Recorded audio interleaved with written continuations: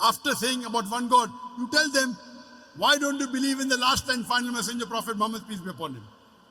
If they tell you, how can you prove? If you don't know, come and do your homework. I've given the talk on Muhammad sallallahu alaihi wasallam in the various world religious scriptures. Hear the talk, memorize it, give the answer. About Tawheed, concept of God in major world religion. About Muhammad sallallahu alaihi wasallam, Prophet Muhammad, peace be upon him, in the various world religious scriptures. Then tell them, why don't you offer salah? How can you prove it? Don't know the answer? Come and do your homework. I've given the talk on salah, the programming towards righteousness. In this way, the moment you start doing dawah, Allah subhanahu wa ta'ala will keep on giving you more and more knowledge. I'm a medical doctor. I'm not a da'i. I was inspired by Sheikh Ahmad Didat. I heard his speeches on the video and I started talking and Allah kept on giving me more and more. You have to get into the field.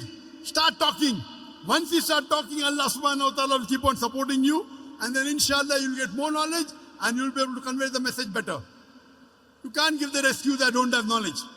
A prophet said, Ballighu anni walau ayah, propagate even if you know one verse about Islam.